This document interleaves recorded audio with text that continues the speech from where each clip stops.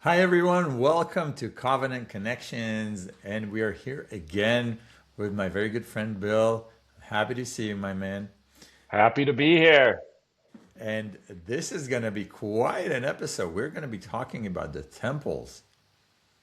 What do you Yeah, I'm say? interested in the temple in Jerusalem, and we'll talk about some of the things there and how the temples that we have in our church, the Church of Jesus Christ of Latter-day Saints, some of the similarities, some of the differences. We'll even show some pictures Amazing. that yeah, it'll be great. It'll be great. Amazing. Can't wait. Can't wait. Let's start. So, what shall we do? Chronologically? Yeah, why don't we start with in the early days, Adam and Eve actually had altars and Hmm. they worshiped before they had temples. Moses had the tabernacle. I'd be interested in the Jewish take on some of that, and then the two temples, right, that have Yes. been built. Yeah. So why don't Two why don't you temples. give us some Jewish perspective of all of that? Right. So basically, after the um, God handed the Ten Commandments to Moses, if you recall, according to the story, he broke the first ones, and then he got Yeah, a second version. It's the same text probably, but it was like a modified, maybe more rigid than the first one, so that they won't break that easily. But basically, in the Ark of Covenants, right? That's how you call it, Ark of Covenants. the Ark of the So Covenant. yeah, so he had them both. We had the complete ones and the pieces of the broken ones. Yes. So that's according to our faith. And so these were, going along with the Jewish people throughout their wars. And at one point, they resided at Shiloh, which we have spoken about in a previous episode, the Shiloh Tabernacle, and that's where they stayed. And then King David decided to bring them over to Jerusalem. And when King Solomon built the first temple, around between 950 to 100 to 1000 BC, then the ark was basically stored there in that temple, along with the Jewish menorah and other important things.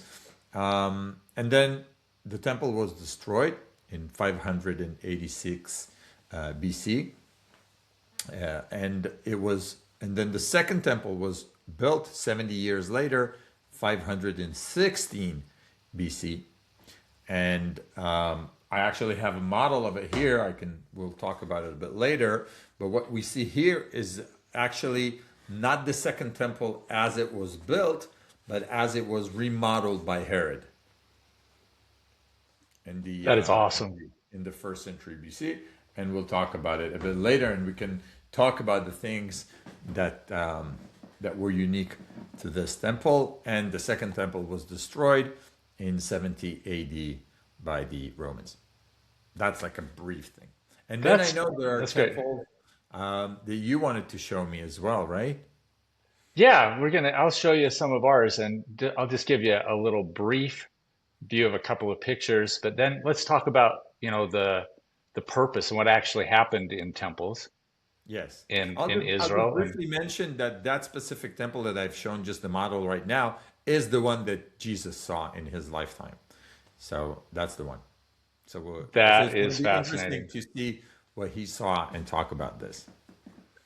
All right, so I'm going to share a screen here.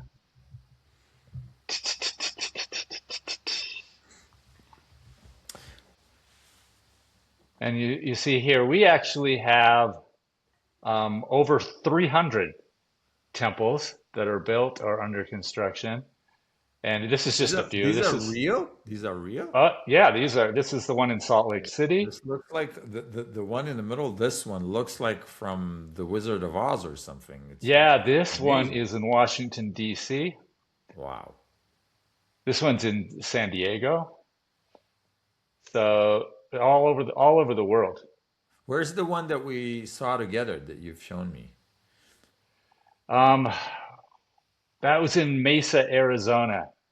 and it's Yeah. probably in here somewhere. Like I say, there's 300 of them, so I have to find them. Wow. Wow. But one thing that's really cool, this Salt Lake one, let me see if I can get it bigger here. I This do see a temple, common theme. I do see a common theme. yeah, and you're gonna that's why it's gonna be fascinating to go through the purpose, because this Salt Lake temple is been under renovation for 6 years, and it's going to be open to the public in 2027 for 6 months. So that we may do an episode about that and actually show Wow. all of that. So Oh, that'll be fascinating. yeah, That that would would be be great. fascinating. That would be awesome. So, and I have pictures of the inside that we'll go to as well. But let's talk about what they did in temples and So, what you know about that. yeah. So let's start with the main concept of the temple. The temple is where God basically resides, but it's not a house for God in the physical aspect of it, but it's a presence, it's a center for the presence of a spiritual connection between the heavens and the earth, right? This is Hmm. where in Hebrew, so in English, there's the Holy Spirit that we've spoken about. So in Hebrew, there is something I I hate to say that it's close to it because it's not the literal meaning of it, but there's something in Hebrew called Shekhinah. Shekhinah, it's like the spirit of God. It's not a separate being. Right. It's not an entity on its own, but it's kind of like saying the Holy Spirit, but it's the Spirit of God, which is technically a Holy Spirit, but it's the Spirit of God, and this Right. is where this thing resides in the temple, and then sacrificing to God was believed to make a closer bond between God and man, and enabling a ritual.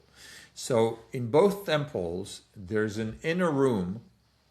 It's called in Hebrew Kodesh HaKodashim. So it's like Kadosh is something holy, holy of the holiest.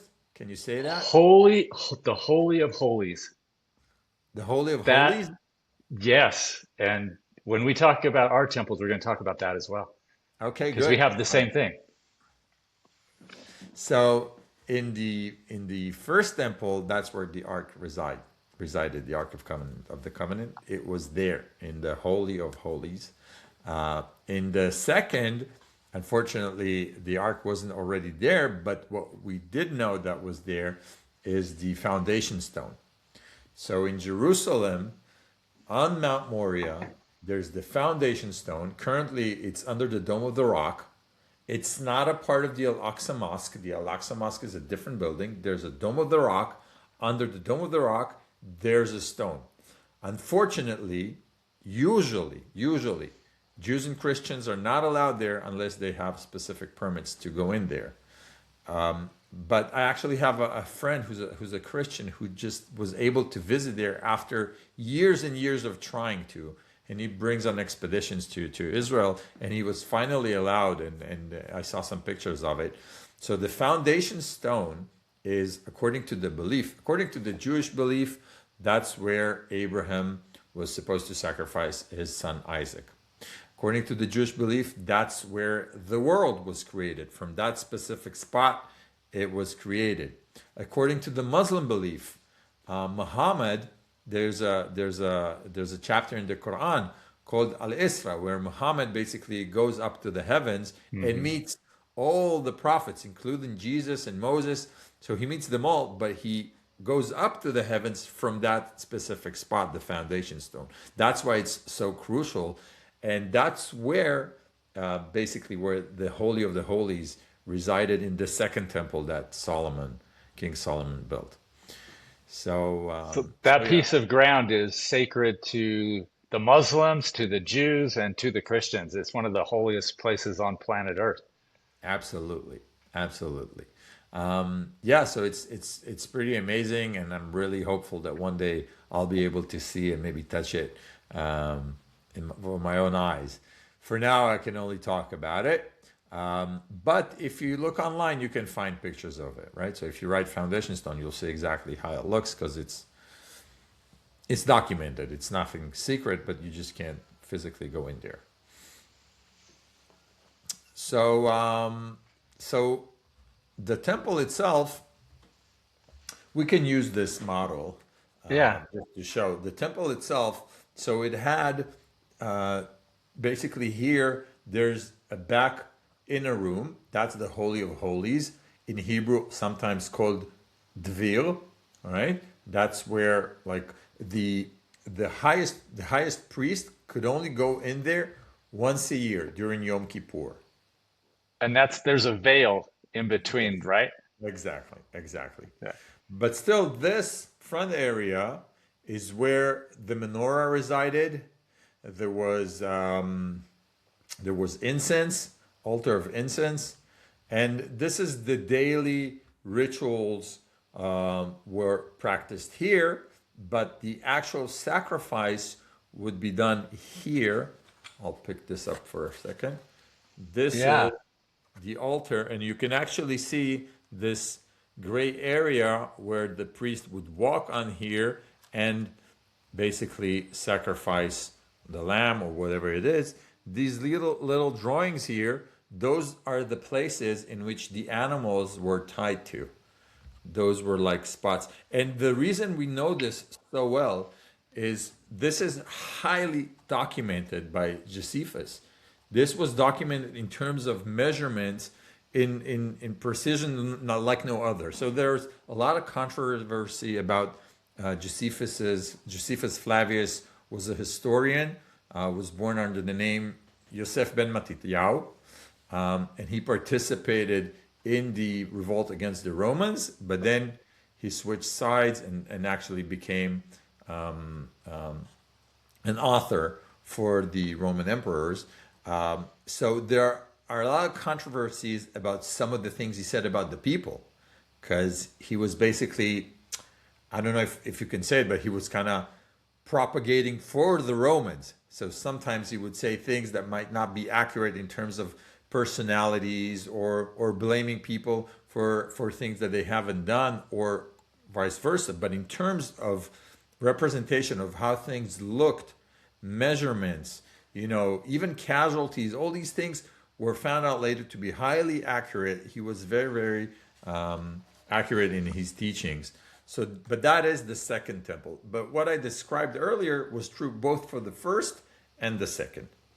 We have to realize that this was constructed or remodeled by Herod. So this is very, very prestigious. The first and the second. The first might have been, quite good, but this is something out of this world. Many people have said that when they saw the second temple, if you haven't seen the second temple, you haven't seen a beautiful structure in your lifetime. That's one of the sayings that they said about Yeah. Herod the Great. Wow. And you assembled that model, right? Actually, it's not me. It's my 13-year-old son. I bought it for him. It took him like 3 days, but it's very meticulous. And I have to tell you, it's pretty accurate in terms of measurements and proportions. It's But amazing. that is only the outside, only the inner part. Let's see, just for the sake of proportions, let's see how Jerusalem looked at the time of Jesus, and then we will see where the temple resided. So this is a model from the museum, the Israel Museum in Jerusalem. So if you visit the Israel Museum, you'll see this model, and you see there's a person here, so you can see the proportion of this huge Yeah. model. The picture doesn't capture it all, but what you see here, these are the houses of the common people, and these are fancy houses by all the priests. So you remember that Jesus basically blamed them all for being so corrupt, Yeah. right? There's a reason for it, which is reflected not only in the writings of the New Testament, but also merely by seeing the houses that they lived in, all the priests and the high society, whilst the common people would live here. And you also have to realize that at the time there was no such thing as plumbing, so everything that they poured would basically go down and be poured into the lower part of the city, just in terms of gravity and stuff. And here you have Wow. the theater, right? And there are a lot of cool stuff to learn about the other places here. Here is something, I don't know if you can say it in English. Is there a word like Golgotha? The Golgotha? I don't know if you say that. Golgotha. The Yeah, Golgotha. Golgotha. Right. The place Yes, of the skull. exactly. So it's somewhere here. Now there's a church there, obviously, but it's here. So what I've shown you in the model is only this part, but the Temple Right. Mount is this huge part here, everything here. And if you come to Jerusalem, you can always go and see the Western Wall. The Western Wall is this one, right? This Wow. little portion is what is visible today, but all these walls are still standing. People think they were all destroyed and only the Western Wall is what is left, but no, they're all standing. You only have technically access here, and you can have access here to a part of the southern wall. But the reason people pray towards the western wall, it's because it's the closest to where the temple stood. So if I pray here at the southern wall, I'm far away from the temple in comparison to the western wall. Well, that makes sense. Yeah. And so if I enlarge it, it looks like this, a bit closer. Wow.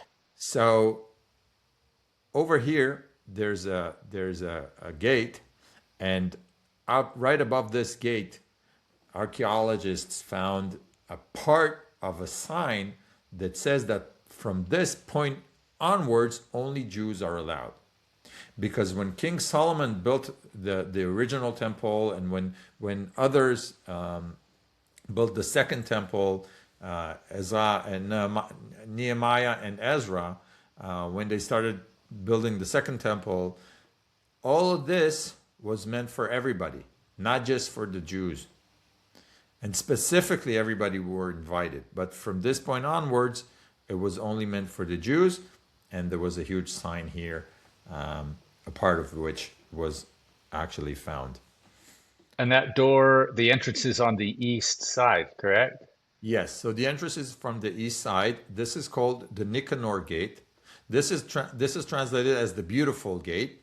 This is called the Nicanor Gate, which was a rich Jewish guy who donated the wood for this specific gate. And what happened is the boats drowned or something. I don't recall the exact story, but what I know is that the wood that he sent kept on floating and reached the shores of the land of Israel, reached the shores, and that was a sign that these actual wooden things should be used for the gate. So even though Wow. the boats drowned and everything, the actual wood for this thing survived. There are 4 areas here meant for different things. I can elaborate if you want. I just don't know how elaborated you want me to get, but I can. But one final note about this interesting story with the temple. So the temple here, this is where the women resided, right? Or Uh-huh. stayed whilst praying. This is, you would have here the oil part. This is where they would keep all the oil for the menorah. This is where they would keep all the wood. This is where I don't know if there's a word for it in English because only monk it translates in my mind, but it's not, it's like lower ranked priests would be Okay. here. And this part, which is amazing, is for the leopards. Like cats? No, I mean, Lepers, the lepers, like the the disease. leprosy, the disease. Yeah, okay. You say lepers? Lepers. Yeah. Yes. Those with So they have leprosy, right? yes. So Wow. so if I stop sharing, it's basically over here.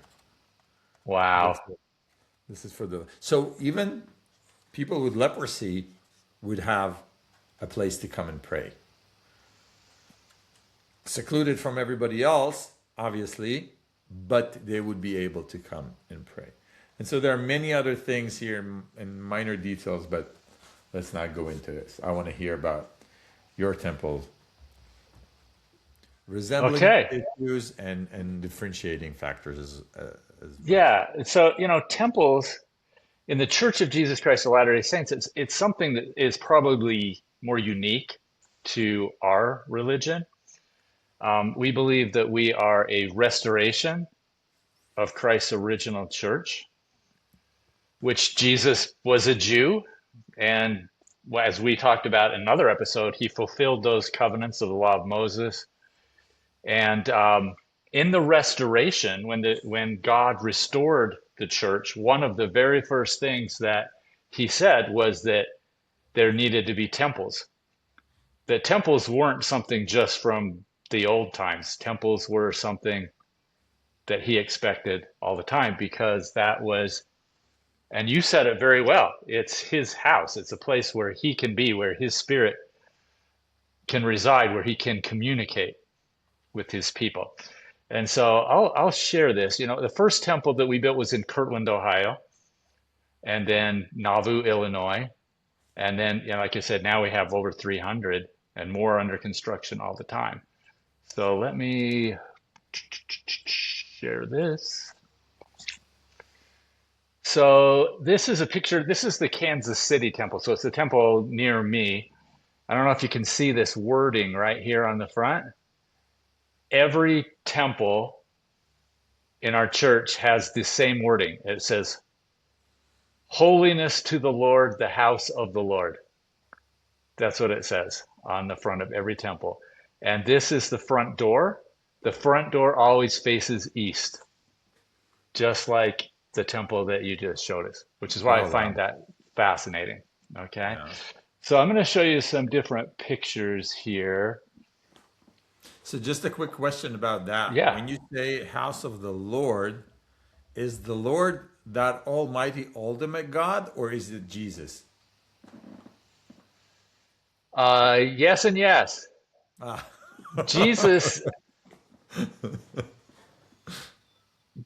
Jesus is the God that fulfilled everything. He is the one that everything points to. Mhm. So we go there to be closer to the Savior, which is Jesus Christ. Okay. So that's the way to say that. Um, so the short version, I would say this: when Adam and Eve fell, they fell from the presence of God, the Father. Jesus Christ became the intermediary and enabled us to come back to him. So it's Christ that is the one that is in our circle because we're still separated from God. And it's only through him that we get to him. If that makes sense. Yes. All right. So let me just pull up. I want to see this picture right here. If you can see that I'm pointing to. When you Yeah. first walk in the door, there's a desk. And so I'm just trying to relate this to what you just explained. So it's fascinating. At that desk is where there almost could be a sign that said only members beyond this point. So anybody can be on the grounds, anybody can be in that front section, but to go past this point, you have to have what we call a temple recommend, something that certifies that you are prepared, worthy to go closer into that presence of God. Very Beautiful. similar, which is Beautiful. fascinating. Okay. And so we go past that point and we actually change into all white clothing. And all white clothing makes it so it doesn't matter whether you're rich, poor, whatever. Everybody looks the same. And And I'm sorry for interrupting you. Go ahead. Are you supposed to bring these clothing or do they give it to you in there? We usually have our own. So if you go by a temple, if you ever buy a temple for the Church of Jesus Christ of Latter-day Saints, you probably see a lot of people walking around with little suitcases. Ah, That's it's in their it. clothing. Now, some of And them have it's the rental same. clothing. It's the same clothing for everyone, or is it like, Yeah. is it white pants and white shirt, or is it like a robe, or what? For men, white pants, white shirt. Women have white dresses. And then there's some ceremonial clothing as well. Um, but we come in and just show you, these are some different pictures from inside. So we have a baptistry inside. And the in the description of Solomon's temple, it talks about a round sea of glass and all of that. That is actually what this is modeled after. Mm. And it's always below sea level, if at all possible. And it's on the back of 12 oxen, as you can see here. Mm. Tell the 12 oxen story. representing the tribes of Israel. Wow. And so baptisms can be performed there. And then we have, um, What do you mean can be? Is it mandatory to do it before some sort of a mass, or when do you actually go in there? that's the great question, Ariel. And temples are for very, very sacred ordinances and education. And those ordinances that we do can be for ourselves, or we believe we also can do ordinances on behalf of people who died and didn't have an opportunity to hear the gospel of Jesus Christ, didn't have an opportunity to be baptized or fulfill all these other responsibilities. So we actually believe that on the other side, and it talks about this in First Peter in the Bible, talks about it in Corinthians chapter 15, that when people die, they're taught because God is fair. He's going to give everybody a chance to hear the message, and if they didn't hear it here, they will hear it there. We'll still be judged by how we lived our lives, but we'll have an opportunity to accept Christ. But when you're dead, you can't get baptized because you don't have a body anymore.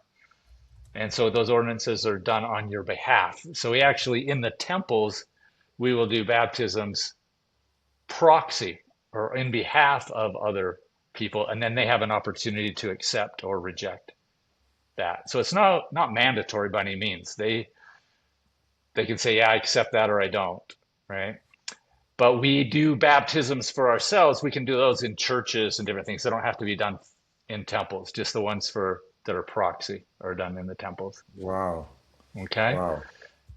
This room here that you see with the chairs and this right here is an altar. I wish I could make this bigger. Okay. Maybe I can if I click on it. Yeah. So you see, this is an altar. And so you'll come in and we sit in these chairs and we'll be dressed in white. You notice they have murals on the walls. It's very beautiful, these temples. I love And seeing we that. are taught, it's kind of like going to university, learn the higher order of things with God. And we learn about the creation, we learn about the fall and what it means. We learn about the atonement and why that was important. And we make covenants, which is important in this podcast. That's one of the things we talk about. But we make covenants with God there. And covenants are made often with altars. And so that's what this altar represents. Okay, so we don't do an animal sacrifices as they did because we believe that Christ fulfilled that and was the ultimate sacrifice that those pointed to. Now we sacrifice our hearts, our wills to God So and this promise. is a place for the knees, basically. He kneels down on, and it's the knees and the elbows. Those are Yeah, cushions so for the knees and elbows. you could kneel at that altar. Yeah, right there. Gotcha. And what are we like? We can't see what you're facing. What do you see when you're sitting in those chairs? Yeah, I don't know if they have a picture that shows yeah, there's one. Oh, okay. So what is behind that curtain? Okay, there's actually two rooms. The one we looked at here is what we call it an instruction room. And in the front of this one, there's really just a wall and a screen because there's actually a video that plays and goes through and teaches you a bunch of things. And then Hmm. you'll move from that room into this room. It's a progression. You know how when you were talking, you had you outside and then you come in and then there's a place where the priest goes, but then only the high priest can go beyond that. It's a Yes. progression like that. Okay. We're in one room and then we go to the next room. And this right here, behind this curtain, is the veil, just like in the temple you described. And beyond that veil is representation of where the Spirit of God resides. Wow. And It's so this fascinating, is isn't it? absolutely fascinating. This is an exact copy of what's happening in each and every temple, right? That Yes, you've shown me out of the 300. yes. And this is what, if you have an opportunity, and this is for all the people watching the podcast, we have temples all over, and there's new ones being built all the time. Before any temple opens or reopens, they have an open house where anybody can go through on a tour and see all of these rooms. So it's not secret, it's just sacred. So once it's dedicated, we're using it for these sacred things. But yeah, and so yeah, that veil is behind here. And we read in the Bible that when Jesus was crucified, when he died, it says the veil of the temple was rent, torn, which we believe is a representation that Christ broke open that veil that separated us from God and enabled and passed through it and enabled us to have the opportunity to pass through that and return to the presence of God.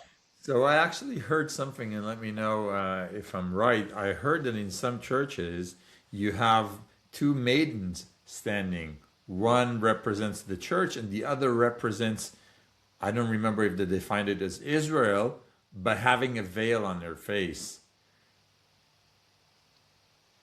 Do you know what I'm referring Yeah, to? I don't know specifically what you're talking about, but I can tell you that the women part of the ceremonial clothing is a veil. Oh, really? Yes. So, yeah, and you'll notice that there are two sides to it, right? And it's interesting that as we go through, men will be on one side, women will be on the other side. So kind of Mm. similar to what you talked about until we get past this point where they can be together. Because we believe that in the presence of God, male and female, there's nothing unequal. It's in the presence of God where men and women can be united for eternity. Okay. So I want to find a picture of, there's another view of that room. Let me get back. And I can't help but notice that there are no crosses there. No, we don't have crosses. Let me pull this up. You can see here, Yep. that is an angel that's on top. A lot of the temples have an angel with a trumpet. Any That's specific angel? it's Angel Moroni. And in the Book of Mormon, Moroni was the last prophet. He's the one that took all of those plates and buried them in the ground and then showed Joseph Smith where they were. He came to Joseph Smith in the 1800s, showed him where they were. And we believe in Revelations where it says, I saw another angel flying in the midst of heaven carrying the everlasting gospel. That's what we believe. And his trumpet points to the east because that's where Christ will return from. Mm. So yeah, everything which was true in the past is it's true today. Everything is symbolic, you know. So I want to show you this picture. This is what we call the celestial room. Wow. Is This that is what the you love room. from? This is the room beyond the veil. So once you go through the veil and enter symbolically the Oh, you presence of actually go God, through the veil. we go through the veil, which is something that's different than the old temples because we believe Christ rent the veil and allowed us to pass through. It's symbolic, right? We Right. symbolically enter into God's presence and we come into this room, the celestial room, where we believe this is a very, very sacred and holy place where we can commune with the Spirit of God and So what do you do here when you get here? You sit on the couch and sit, read, meditate, pray. It's but you don't silent. you don't have like day-to-day conversations or If there's eating any or conversations, you're whispering. It's very sacred, very sacred. Now, this is the Kansas City temple. I can show you some pictures from all of the temples. But the Salt Lake Temple, if I were to show you that, and I could pull it up, but there is a room that has a door in the celestial room. There's a room right there that is the Holy of Holies. And we're not allowed to go in there. Only the prophet can cross into that room. And that is a sacred, special communication for the prophet and God. That's So interesting, and it resembles what I told you about the high priest it does. being allowed to the Holy of Holies. And to us, as we learn more about the Jewish tradition, it this is what this whole covenant connection is, right? Because I understand my temple more by learning about yours. Absolutely. Because God is the same yesterday and today and forever. Why wouldn't he design it the same way? Why wouldn't he have the same principles, parameters, and teach us the same things in the same way? Because he does. That's marvelous. That is marvelous. Yes, I want to show you one other picture here. There's a lot of things we could talk about, but let me show you this. This one. This is a room that's off of the celestial room, so it's kind of in that same area. Hmm. This is what we call a sealing room. And you notice there's an altar there, Hmm. but there's places to kneel on all sides of it. Yeah. This is a room where a husband and wife take covenants and are sealed together in marriage for not only till death do them part, but for time and for all eternity. So we believe that there is a sacred ordinance covenant that is taken in this room that binds a husband and wife and families together for eternity in a sacred covenant with God. So And you'll notice how does the church look at divorce? um, it's certainly not something we are encourage for sure. But it is something that there are times when it is necessary. So it does exist, but it's certainly something that we try to avoid and help people work through if at all possible. But as you know, anybody knows, there are some times where there's abuse, there's different things that make it.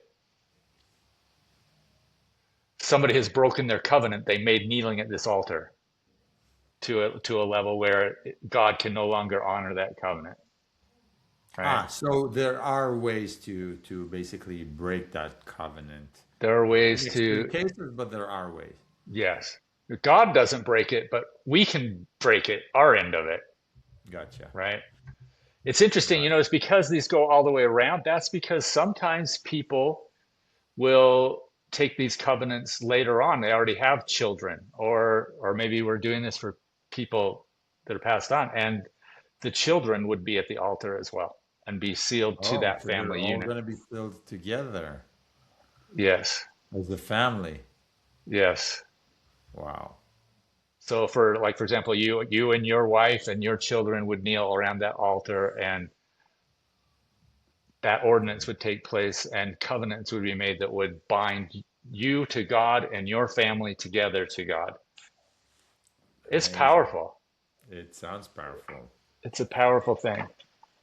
Yeah, So, we should probably devote an episode just to weddings, just to talk about weddings, and because I was just at a wedding the other day, and I thought to myself, such an amazing ceremony, the Jewish wedding. So we should definitely note that down. Let us know, people, in the comments if you would like an episode about weddings in both faiths. yeah, and you could also let us know if you would like to know where the temples are that have open houses, if you would like to go through one, we can put up a schedule I'm of sure. when So we those can, will be. yeah, So, I think it's gonna be great. All right. So thanks so much for yet another wonderful episode. Time flies, but this was so good, so interesting. I loved it. Thank you, Bill. thank you. It was a blast.